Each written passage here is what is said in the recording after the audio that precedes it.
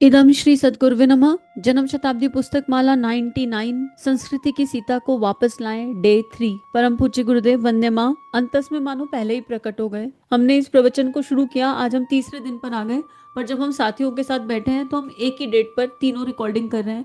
तो आप सोच नहीं सकते। यूट्यूब परिवार से ये प्रार्थना है कि आप लगातार सुनकर के देखिए 3 दिन कि अंतस में क्या हो रहा है। लगातार लगातार लगातार जब एक ही स्वाध्याय, एक ही ऊर्जा चल रही है तो भीतर क्या घटित हो रहा है इसको ना समझाया जा सकता, ना बताया जा सकता।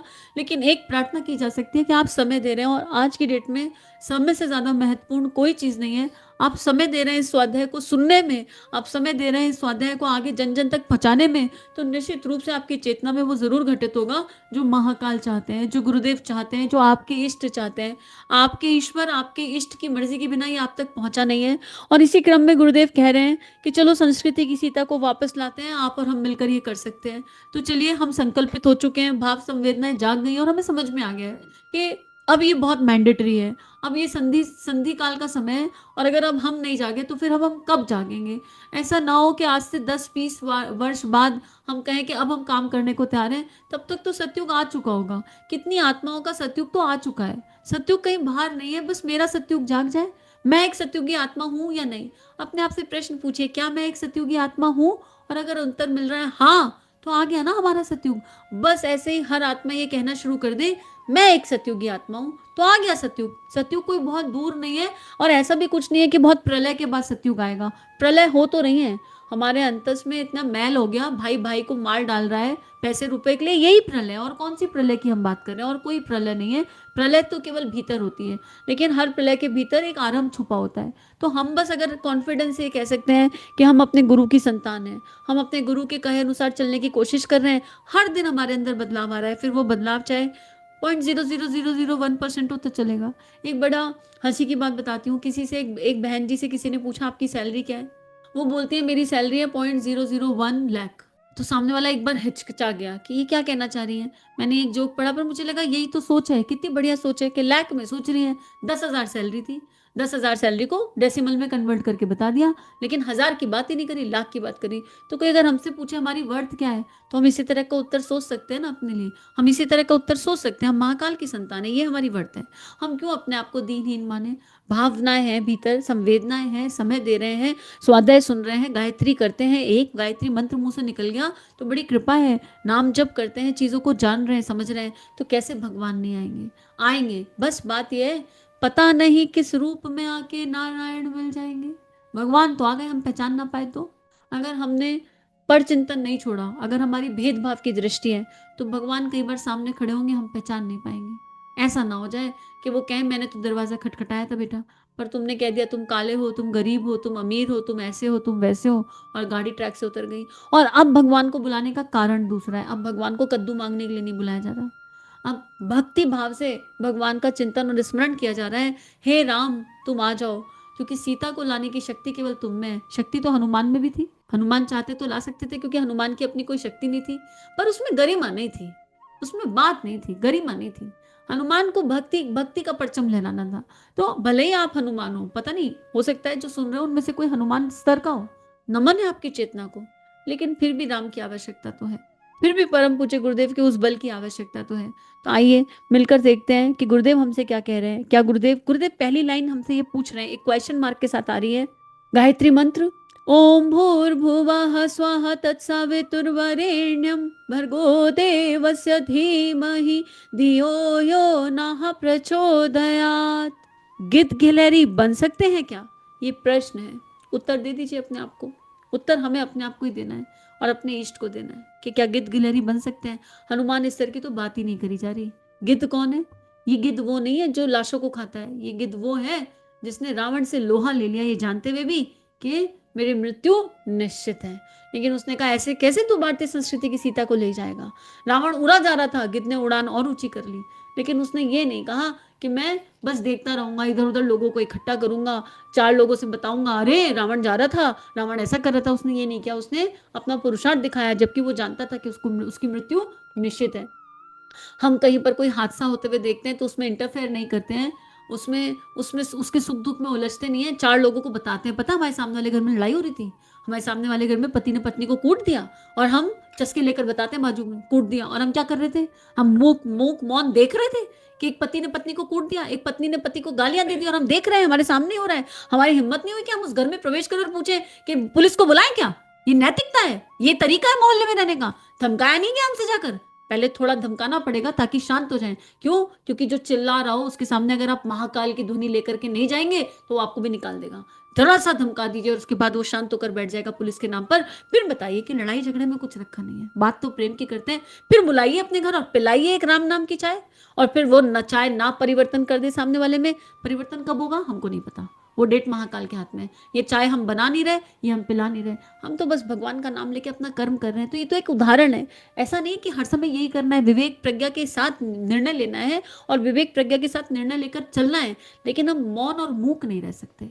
तो हमें अपने आप को उत्तर देना है, क्या गिद्ध और गिलहरी बन सकते हैं? और गर्व से कहती हूँ कि इस गिलहरी ने अपने हिस्से की बूंद तो डाल दी, ये बूंद ही है, डलवाई गुरुदेव ने, हाथों में उठा उठा के, पलकों पे बिठा बिठा के करवा रहे हैं। अगर लेकिन ये 99 नंबर चल रहा है तो ये गिलहरी ने अपनी भूमिका निभा ली। कैसे निभाई नहीं जानती, और शरणागति शरणागति शरणागति है, और क्यों ये कृपा बरसी ये भी नहीं जानती। पर जब कभी पूछती हूँ, हे माँ तुमने इतनी कृपा क्यों करी, तुम इतना प्रेम क्यों करती हो, इतनी सारी आत्माएं थी, तुमने इस देह को क्यों चुना? तो कहती है, माँ कहती है, माँ का प्रेम तो अकारण होता है ना बेटा, मेरे पास कोई कारण नहीं है इसको करने का। तो माता जी से संवाद करते हुए अश्रु के सिवा कुछ रह नहीं जाता, क्योंकि इतनी सारी आत्माओं में आपने इस एक छोटे बच्चे, नन्हे बच्चे को चुन लिया।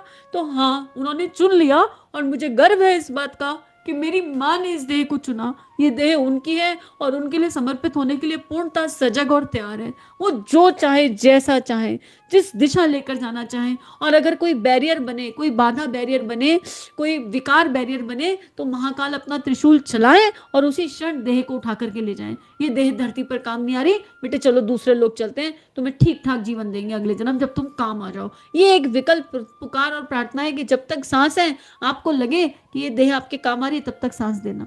जिस पल आपको लगे आप कंट्रीब्यूटिंग नहीं है, जिस पल लगे आप धरती पर बोझ बन गई, उस पल महाकाल आपकी गोदी में ले जाना, क्योंकि बोझ तो आप ही उठा रहे हो। ऐसा तो कह ही नहीं सकते कि बोझ नहीं है, बोझ तो गुरुदेव माँ ही उठा रहे हैं। जब से जन्म लिया तब से आज तक वो बोझा उठा रहे हैं, तो बोझ तो उठाएंगे, पर धरती माँ बोझ उठाए उससे अच्छा गुरुदेव माता जी जो बोझ उठा रहे हैं वही बोझ उठाते रहे। तो बात यह कि हर किसी के अंतर से अलग पुकार निकलेगी, जो पुकार आपके अंतर से निकल जाए वो उचित, क्योंकि पुकार बनकर ईश्वर प्रकट होता है। बस पुकार अपने आप नहीं निकलती, भगवान ही भीतर जब नाम करते रहते हैं, उपासना करते रहते हैं, तो भगवान पुकार बनकर निकल जाता है।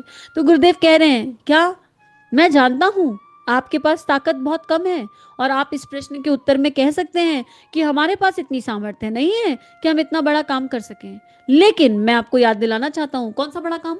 भारतीय संस्कृति की सीता को वापस लाने का काम। लेकिन मैं आपको याद दिलाना चाहता हूं कि गिलहरी, जिसके पास कोई ताकत नहीं थी, जिसके पास पंजे भी नहीं थे, वो अपने बालों में धूल भरकर डालती थी। आप गिलहरी से कमजोर तो नहीं है? नहीं साहब, गिलहरी से तो बेहतर है, गिलहरी से कमजोर तो नहीं है। तो भाई साहब आप कुछ भी कर सकते हैं। और गिद्ध, गिद्ध तो बूढ़ा था, उसको तो आंख से दिखाई भी नहीं पड़ता था, लेकिन फिर भी लड़ाई में पड़ गया। बुढ़ा गिद्ध जिसको आंखों से दिखाई नहीं पड़ता था, वह आदमी भी नहीं था, पूरा पक्षी था। आप पक्षी तो नहीं है ना, पक्षी से तो बेहतर है। नहीं साहब, आदमी है, बातचीत भी कर सकते हैं, बोल भी सकते हैं, देख भी सकते हैं, सुन भी सकते हैं। हाँ, कर सकते हैं। आपके 2 हाथ हैं, 2 पैर हैं, पर उस गिद्ध के तो ना हाथ थे ना पैर थे।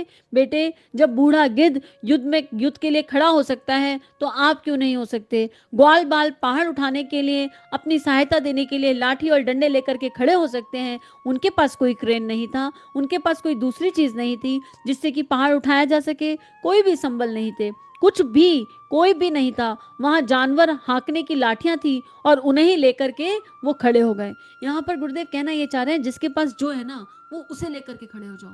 जो रिसोर्स आपके पास है, उसी रिसोर्स को भगवान के काम में लगा दो। और बाई चांस की बात है कि हम पिछले 2 ऑडियो में यही कहानी कर चुके हैं, यही कहानी, यही भावना, कहानी शब्द ही गलत है, इन भावनाओं को जीवंत जी चुके हैं। और एक जन्म शताब्दी पुस्तक माला है, राम का नाम ही नहीं, राम का काम भी। उसमें गुरुदेव ने बहुत खूबसूरती से, बहुत दिव्यता से गिद्ध का, गिलहरी का, इनके समर्पण का वर्णन किया, और राम का काम कैसे किया जाता है ये गुरुदेव ने हमें उसमें समझाया है। और ये है राम का चरित्र हमारा प्रेरणा स्रोत, जन्म शताब्दी पुस्तक माला 72, और राम का नाम ही नहीं, राम का काम भी, जन्म शताब्दी पुस्तक माला 68। इनको सुनेंगे तो समझ में आएगा कि गुरुदेव कहना क्या चाह रहे हैं। तो क्या हुआ, वो अपनी लाठियां लेकर चले और उससे पहाड़ उड़ गया था क्या? हाँ, हम कहते हैं हाँ उड़ गया था।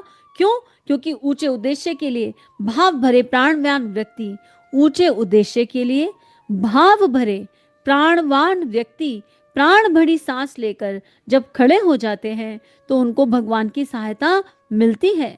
हमको मिलेगी नहीं, आपको नहीं मिलेगी, क्योंकि आप चोर हैं, आप चालाक हैं। चोर और चालाकों के लिए भगवान की सहायता सुरक्षित नहीं है। ये निश्चित रूप से आप लोगों के लिए नहीं कहा जा रहा, जिनके लिए कहा जा रहा है उन तक भी बात जरूर जाएगी। हमको मकान बनवा दीजिए, हमको पैसा दे दीजिए, हमको औरत जेवर बनवा दीजिए, चल धूर्त कहीं का, भगवान की सहायता इन्हीं कामों के लिए रह गई है। नहीं साहब, देवी को सहायता करनी चाहिए। कौन सी देवी? तू देवी का जवाई बैठा है, चांडाल कहीं का। देवी को हमारी सहायता करनी चाहिए थी। किस बात की देवी सहायता करें? नहीं साहब, हमारी मनोकामना पूर्ण कर दीजिए। क्यों पूरी करें तेरी मनोकामना? हमने 3 माला का जप किया है, इसलिए हमारी मनोकामना पूर्ण कर दीजिए। ले अपनी माला अपने पास ले जा। माला लिए फिरता है, देवी को माला पहना देंगे, नारियल खिला देंगे, देवी को धूप बत्ती दिखा देंगे, खाना खिला देंगे और मनोकामना पूरी कर लेंगे। महाराज जी, आप तो देवी की निंदा करते हैं। नहीं बेटे, मैं देवी की निंदा नहीं कर रहा, तेरे ईमान की निंदा कर रहा हूँ। तू जिस ईमान को लेकर के चला है, जिस उद्देश्य को लेकर के चला है, मैं उस उद्देश्य की निंदा कर रहा हूँ। उसकी ओर से देवी की नफरत है और देवी तेरी और मुंह उठाकर भी नहीं देखेगी। मनोकामना, गुरुदेव ने लिखा है कि बेटे मनोकामना तो किसी की पूरी नहीं हुई। भगवान बुद्ध की मनोकामना पूरी हुई कि भगत सिंह की मनोकामना पूरी हुई कि अहिल्याबाई होलकर की पूरी हुई? यहाँ पे जो भगवान का काम करने के लिए निकल जाते हैं उनको क्या मिलता है? उनको भगत सिंह से पूछिए, मीरा से पूछिए कि उन्हें क्या प्राप्त हुआ। सुकून मिलता है, आनंद मिलता है। बाहर अकाउंट भरे रहेंगे कि नहीं, नहीं पता। गाड़ियां भरी रहेंगी कि नहीं, नहीं पता। लेकिन पहले दिन बात की थी ना कि भगवान रुपया पैसा मांगने वालों को फटाफट दे के छुट्टी पाता है। लो लो और निपटो, यहाँ से जाओ, यहाँ से। भगवान स्वयं को देने में हिचकता है। तो गुरुदेव हमें कह रहे हैं, और ये बात हम कई कई बार सुन चुके हैं और जान चुके हैं और समझ चुके हैं, लेकिन क्या अभी भी हम भगवान से कद्दू मांग रहे हैं? अभी भी हम ये कह रहे हैं कि हम अनुष्ठान करेंगे साकाम? अभी भी हम ये कह रहे हैं भगवान जी बच्चे की नौकरी नहीं लग रही, कितनी माला का जप करना है, कितनी माला का, कितनी ऊर्जा रेडिएट करनी है और क्या होगा उस ऊर्जा को रेडिएट करके? हमें अपने आप से ये प्रश्न पूछने की आवश्यकता है। और अब हम गुरुदेव ने इस वाले एक प्रश्न के साथ कि आप गिद्ध और गिलहरी बन सकते हैं, हमारे एक्सक्यूजेस तो खत्म कर ही दिए। जब हम ये कहते हैं कि हमारे पास रिसोर्सेज नहीं है, हम कुछ नहीं कर सकते, तो गुरुदेव ने ये कह दिया कि हम मानव जीवन में आए हैं, बोल सकते हैं, चल सकते हैं, उठ सकते हैं, बैठ सकते हैं, और कुछ नहीं तो जिसकी परिस्थितियां बिल्कुल विपरीत हैं वो भगवान का नाम तो ले सकता है, नाम जप तो कर सकता है। एक छोटे से कमरे में मुझे राधा रानी के जीवन की एक बात बड़ी इम्प्रेस करती है। बरसाना जैसे छोटे से गांव में रहकर, बरसाने जैसे छोटे से गांव में रहकर वो प्रेम की देवी बन गई। कभी बरसाना से बाहर नहीं गई, कभी ब्रज से बाहर पाँव नहीं रखा और प्रेम की देवी बन के स्थापित हो गई। बरसाना में ऐसा कृष्ण कृष्ण कृष्ण कृष्ण कृष्ण कृष्ण कृष्ण किया, ऐसा कृष्ण कृष्ण कृष्ण कृष्ण कृष्ण किया कि कृष्ण जो जगत गुरु हैं वो उनके चरणों में नतमस्तक हो गए और उनको अपनी स्वामिनी मान लिया। कृष्ण जो जगत गुरु हैं वो राधा जी पाँव रखे तो वहां पर अपनी हथेली पहले रख देते हैं, नहीं राधा तुम्हारे पाँव में छाले पड़ जाएंगे, तुम पैर नीचे मत रखो। क्या था राधा जी में ऐसा? चिंतन करके देखिए क्यों ऐसा हुआ कि जब गायत्री माँ के जन्म की आवश्यकता पड़ी और तो कोई गर्भ ना मिला, कोई गर्भ नहीं मिला, और गाय माता आके खड़ी हो गई। गाय माता, गाय कौन है? गौ क्यों कहते हैं उन्हें? गौ माता कहते हैं गाय माता को। क्यों कहते हैं गौ माता? गौ लोक से श्री राधा रानी ही गाय बन के अवतरित हुई थी। गौ लोक से क्यों हुई थी अवतरित? कृष्ण आने वाले थे। प्रेम ऐसा कि कृष्ण नीचे चले गए तो उनका पालन पोषण कौन करेगा? उनके पालन पोषण के लिए प्योर दूध दही माखन की आवश्यकता है। मेरे कृष्ण और कुछ खा ही नहीं सकता है। तो गौ स्वरूप ले लिया। भगवान कृष्ण ने कहा कि राधा गौ स्वरूप ले लोगी तो कलयुग में लोग तुम्हें काट के खा जाएंगे, कलयुग में गौ हत्या होंगी, कलयुग में लोग गौ माता की वैल्यू नहीं करेंगे, तुम्हारी दुर्दशा हो जाएगी।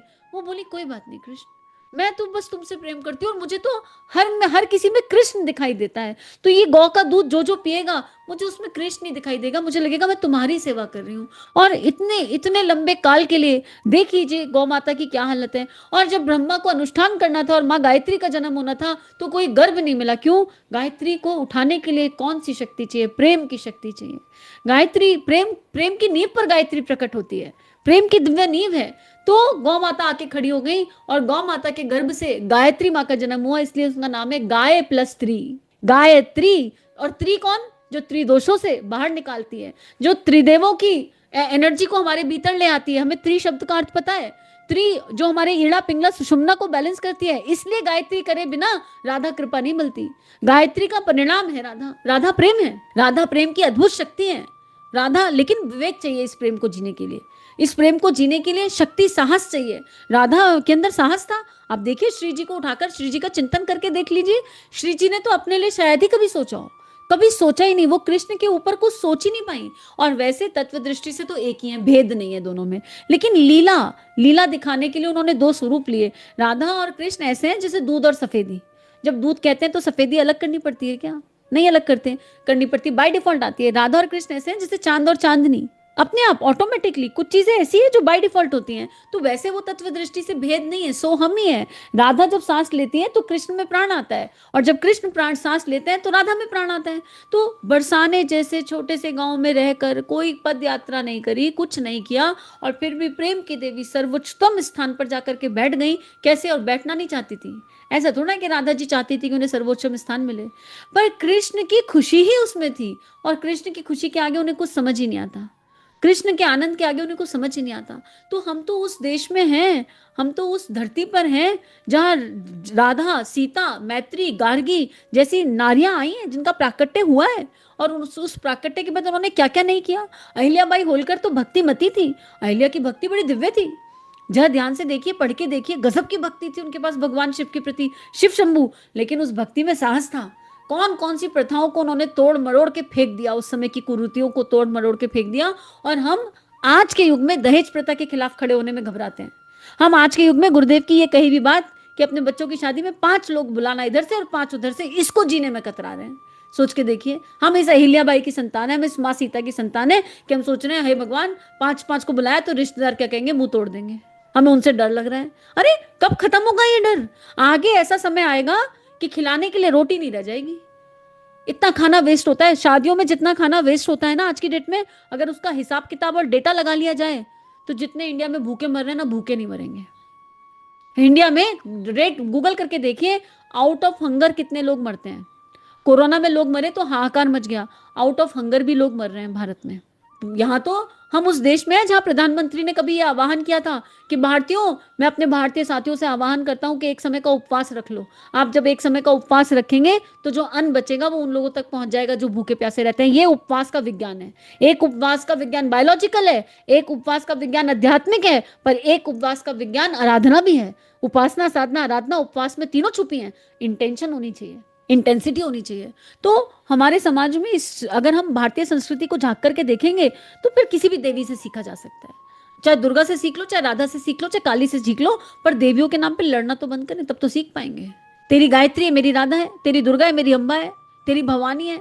अरे हम माँ सती के 51 शक्तिपीठों पे आपस में लड़ाई कर देते हैं, हमारा शक्तिपीठ बेटर है, तेरा खराब है, और ऊपर माँ बैठ के सोचती है मैं क्या करूं। तो जागने की आवश्यकता है, और अपने अंदर से सारे एक्सक्यूजेस आज भगवान के चरणों में अर्पित समर्पित कर देते हैं।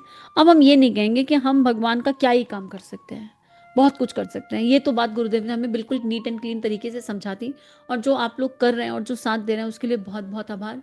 बस इसी तरह ऋषियों की, संतों की वाणी को हम जन जन तक पहुंचाने का अपना काम करते रहें। उन्हें हमारी आवश्यकता बिल्कुल नहीं है, बिल्कुल भी नहीं है। वो पलक झपकाते ये कर सकते हैं, पर वो हमसे बहुत प्रेम करते हैं।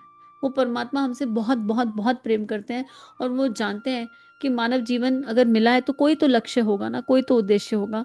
तो अगर हमने ये दैवीय दिव्य उद्देश्य नहीं चुने तो हम दैहिक उद्देश्यों में, दैहिक लक्ष्यों को लेकर जीवन में भटकाव अनुभव करेंगे, और उनसे फिर हमें पीड़ाएं होंगी। और भगवान हमारी पीड़ा नहीं देख सकते, वो सब कुछ देख सकते हैं पर हमें दर्द में नहीं देख सकते। तो इस बात को समझते हुए चिंतन मनन करते हैं, गहरा चिंतन और मनन। इदम श्री सद्गुरुवे नमः। सभी अपना ध्यान रखिए और नियमित ध्यान करते रहिए। इदम श्री सद्गुरुवे नमः। चलो गुरुदेव के सपने सजाने की शपथ लें। युग दृष्टा, युग ऋषि, परम पूज्य गुरुदेव की लेखनी जन जन के जीवन को प्रभावित कर सकती है, जन जन का ट्रांसफॉर्मेशन कर सकती है, हर किसी को परमानेंट आनंद की तरफ ले जा सकती है। इस कार्य को करने में हमें आपका सहयोग चाहिए। अगर ये वीडियो आपको कंट्रीब्यूट करते हैं तो इन्हें विश्वव्यापी बनाने में हमारी सहायता कीजिए। चैनल को लाइक कीजिए, सब्सक्राइब कीजिए और शेयर कीजिए। इदम श्री सद्गुरुवे नमः।